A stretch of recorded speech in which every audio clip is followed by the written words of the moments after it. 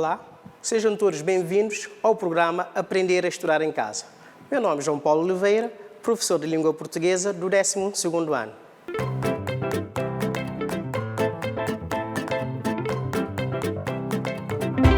Para a nossa aula de hoje, o nosso sumário é o seguinte. O nascimento da literatura cabo-verdiana, contexto histórico do século XIX.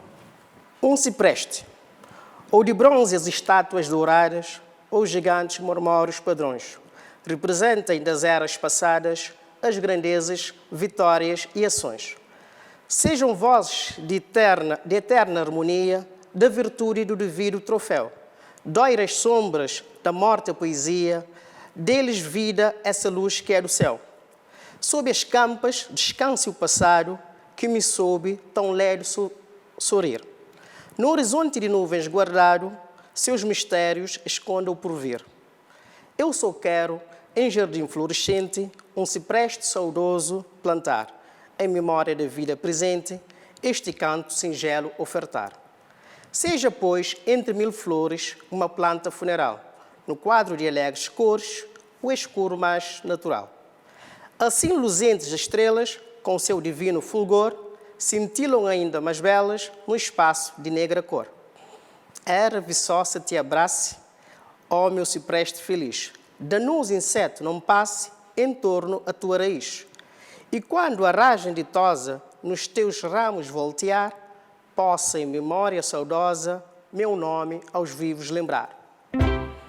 Este poema que acabamos de ler é da autoria de Antônia Gertrudes Puzisch, publicado no ano de 1854.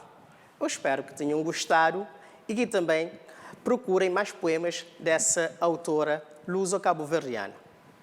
Para a nossa aula de hoje, nós vamos começar com 4 perguntas introdutórias. Perguntas essas que nos vão ajudar ao longo da nossa aula, a fazer a nossa aula. A primeira questão é: quando nasceu a literatura cabo-verdiana? Segunda questão: qual é a divisão periodiológica aceita como oficial na abordagem da literatura cabo-verdiana? Terceira questão: que fatores contribuíram para o surgimento da literatura cabo-verdiana? Quarta questão: quem foi o autor do primeiro romance de temática cabo-verdiana? Ao longo da nossa explicação, tentaremos responder a estas questões. Para iniciarmos, vamos então ver a periodização da literatura cabo-verdiana. Também é preciso referir que, para além dessa abordagem que aqui vamos apresentar do investigador português Pires Laranjeira, existem também outras abordagens que tentam dividir a literatura cabo-verdiana em diferentes períodos ou épocas, nomeadamente da professora e também investigadora cabo-verdiana Fátima Fernandes, também de um professor cabo-verdiano e investigador, professor Brito Cimeiro. E também, anteriormente, tínhamos uma outra abordagem, que é do professor e investigador português Manuel Ferreira. Mas nós, na nossa aula, vamos estudar a literatura cabo-verdiana baseada na divisão periodiológica do investigador, como já foi referido aqui, do Pires Laranjeira.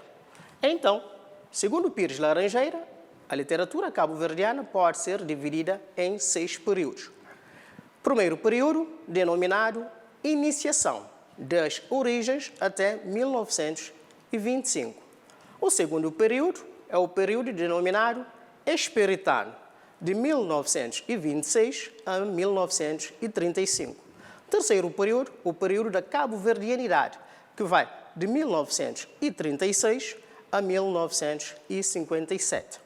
O quarto período, o período da cabo-verdianitude, que vai de 1958 a 1965.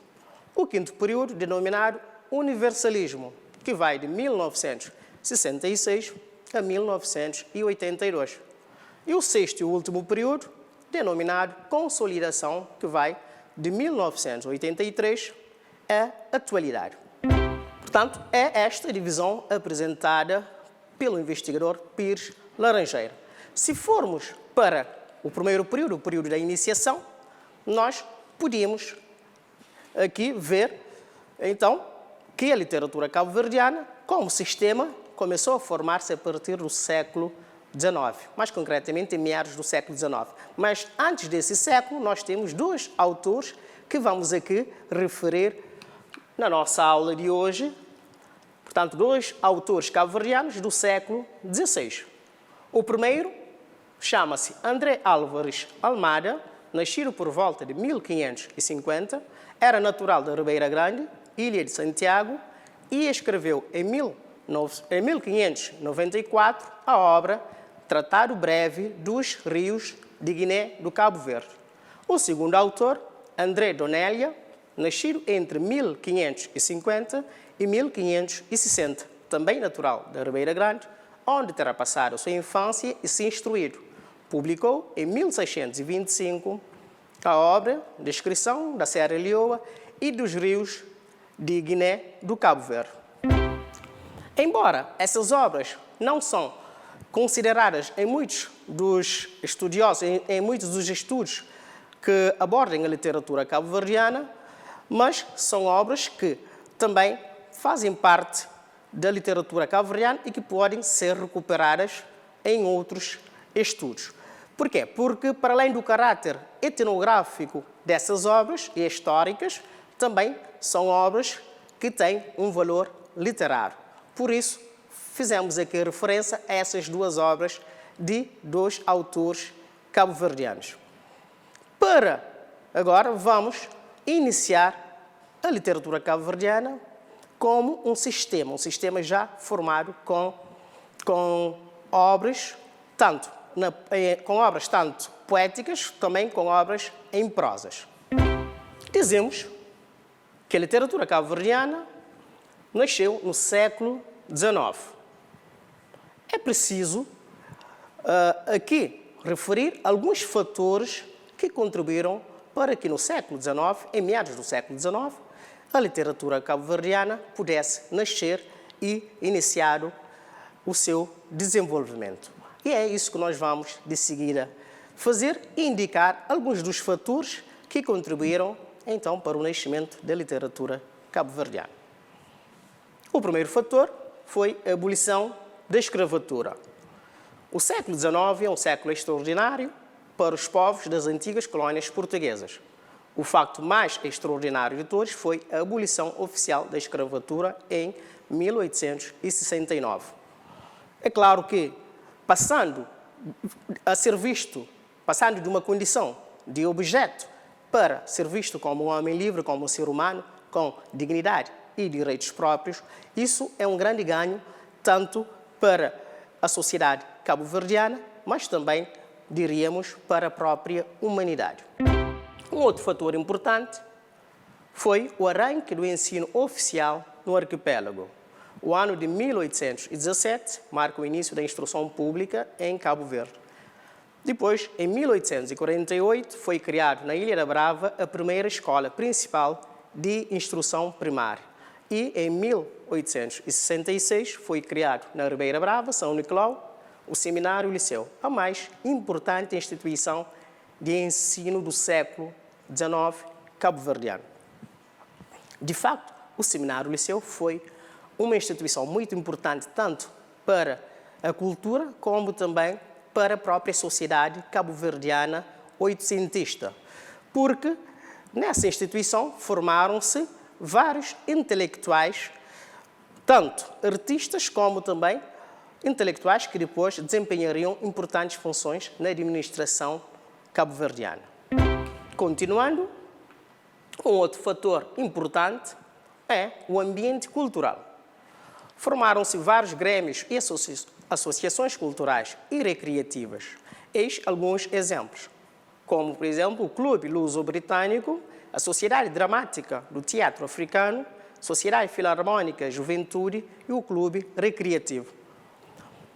Este ambiente, que é um ambiente também onde se faz a cultura, onde se vive a cultura, foi um ambiente muito importante na vida tanto cultural como literária cabo-verdiana. Porque também, como diz aqui esta observação, em muitos desses encontros culturais, entre outras coisas, recitavam-se poemas e havia concertinas de piano. Portanto, um ambiente muito favorável ao florescimento e desenvolvimento da cultura em Cabo Verde. Também aqui destacaríamos os periódicos, os jornais e as revistas. Por quê? Porque são meios de publicação e divulgação dos trabalhos literários no arquipélago de Cabo Verde. 1842 marca o início da publicação do Boletim Oficial de Cabo Verde. Também, durante o século XIX, circulou em Cabo Verde o Almanaque de Lembranças Luso-Brasileiro. Em 1894 e uma outra edição, em 1899, foi publicado o Almanaque Luso-Africano, dirigido pelo cônego Antônio Manuel da Costa Teixeira. O almanaque era organizado na Vila da Ribeira Brava, São Nicolau, e impresso em Portugal. Portanto, com esses meios, os primeiros escritores cabo-verdianos tinham como divulgar os seus trabalhos e assim serem lidos e apreciados tanto dentro de Cabo Verde como também fora, porque o almanaque de lembranças luso-brasileiro circulava em todo o espaço lusófono, não somente em Cabo Verde. Continuando ainda também a destacar os fatores, aparecem espaços de leitura. A Biblioteca Nacional da Praia foi inaugurada a 8 de abril de 1871. Começou a funcionar na cidade da Praia, na própria residência do governador. No mesmo espaço, mas numa outra secção, foi também inaugurado, na mesma data, um Museu Nacional. Houve também criações de bibliotecas públicas, nomeadamente nas ilhas de São Vicente, em 1882, e Santo Antão, em 1907, o início do século XX. E também, para além das bibliotecas públicas, houve também gabinetes de leitura, como a que foi criada em 1875, o Gabinete de Leitura na Ilha do Sal. Todos esses fatores, todos juntos, contribuíram de forma decisiva para o nascimento da literatura cabo-verdiana. É claro também que poderíamos aqui ainda elencar outros fatores também importantes para que houvesse ou que nascesse as letras aqui em Cabo Verde. Agora, vamos, de facto, falar especificamente da poesia e da prosa cultivada durante o século XIX em Cabo Verde. Começaríamos pela poesia. A literatura cabo-verdiana surge, como já foi referido, em meados do século XIX. Curiosamente, o primeiro poema que foi publicado é da autoria de uma poetisa luso-cabo-verdiana. O poema intitula-se Elegia à Memória das Infelizes Vítimas Assassinadas por Francisco de Matos Lobo na noite de 25 de junho de 1841. É a mais antiga obra poética impressa de um autor cabo-verdiano. Para além desse poema, também, esta autora publicou vários outros poemas, mas todos eles foram publicados em Lisboa. Vamos, então, ver uma pequena biografia dessa poetisa luso-cabo-verdiana do século XIX. Antônia Gertrudes Puziche, que nasceu em 1805 e faleceu em 1883, era natural de São Nicolau, filha de um ex-governador-geral de Cabo Verde chamado Antônio Puziche. Publicou nas revistas e jornais portugueses toda a sua criação poética e também seria em Portugal que queria consolidar a sua carreira literária e ser uma figura acarinhada no meio literário lisboeta da época. Portanto, aqui temos uma pequena biografia desta senhora que foi uma grande artista e que engrandeceu tanto a literatura cabo-verdiana também como a literatura portuguesa. Mas, para além da poesia, surgiram também outras obras durante a segunda metade do século XIX e o início ainda também do século XX, nas letras cabo-verdianas. Temos aqui 3 destaques. O primeiro destaque é o romance O Escravo. Esse romance, publicado em 1856, é do português José Evaristo de Almeida e é um primeiro romance de temática cabo-verdiana. Portanto, é o primeiro romance de temática cabo-verdiana porque, nesse romance, o autor abordava a temática da escravatura em Cabo Verde e falava da sociedade cabo-verdiana dessa época. Para além desse romance, temos também um outro romance, de referir que é um romance anterior ao romance do José Evaristo de Almeida, que é o romance Dois Mistérios. Romance publicado em folhetins na revista portuguesa Assembleia Literária, da autoria da luso-cabo-verdiana António Gertrudes Puzicho. Também, em 1867, Guilherme da Cunha Dantas publicou uma pequena coletânea de contos intitulada Contos Singelos. Estas três obras, e ainda também no início do século XX, surgiram outras mais prosas poéticas de autores também cabo-verdianos, que aqui não foram destacadas, mas que foram também obras que ajudaram a desenvolver na parte da narrativa, portanto, da ficção narrativa cabo-verdiana. Também merecem ser referidas aqui na nossa aula outros autores importantes.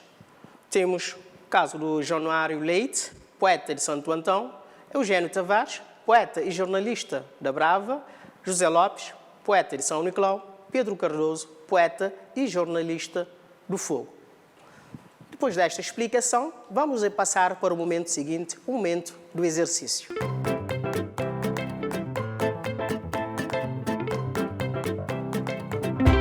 No exercício, vamos retomar as 4 perguntas colocadas no início da nossa aula. Lembrem-se, primeira pergunta, quando nasceu a literatura cabo-verdiana? Segunda pergunta, qual é a divisão periodiológica aceita como oficial na abordagem da literatura cabo-verdiana? Terceira pergunta, que fatores contribuíram para o surgimento da literatura cabo-verdiana? A última questão, quem foi o autor do primeiro romance de temática cabo-verdiana? Para que em casa possam responder corretamente as questões, vou-vos dar um tempinho para poderem responder.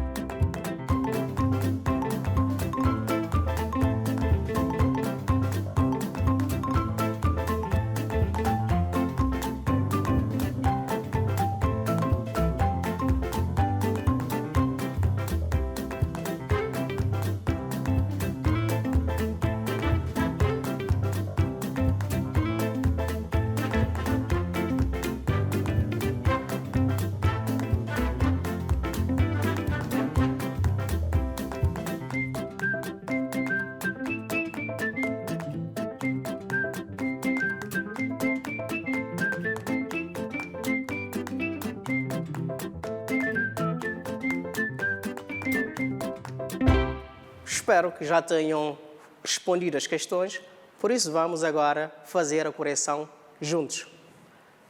Na primeira pergunta, quando nasceu a literatura cabo-verdiana? A resposta é, a literatura cabo-verdiana nasceu em meados do século XIX. Na segunda pergunta, qual é a divisão periodiológica aceita como oficial na abordagem da literatura cabo-verdiana? A resposta é, a divisão periodiológica aceita como oficial no estudo da literatura cabo-verdiana é a de Pires Laranjeira.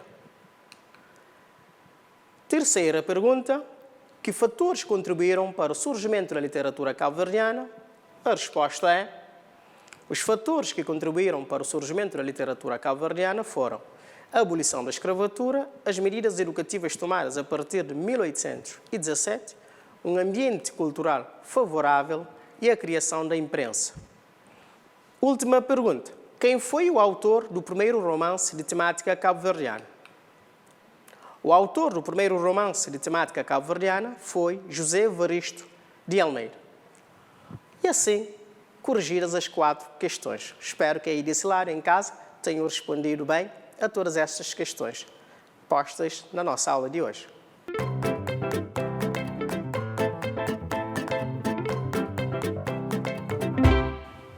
E para finalizarmos a nossa aula de hoje, vamos fazer a síntese da aula. Hoje falamos do nascimento da literatura cabo-verdiana. Vimos que a literatura cabo-verdiana surgiu em meados do século XIX. Vários fatores contribuíram para esse nascimento que aqui foram elencados, nomeadamente o periódico, a imprensa, o papel que a imprensa teve, também o ensino ou a instrução pública e ainda o ambiente cultural favorável e mais outros fatores que aqui nós abordamos. Para além disso, também falamos dos primeiros poemas e prosas produzidas por autores cabo-verdianos durante a segunda metade do século XIX e os primeiros anos do século XX. E assim foi a nossa aula do programa Aprender e Estudar em Casa. Espero que aí desse lado tenham gostado e apreciado da aula e votos de boa saúde e bom ano letivo.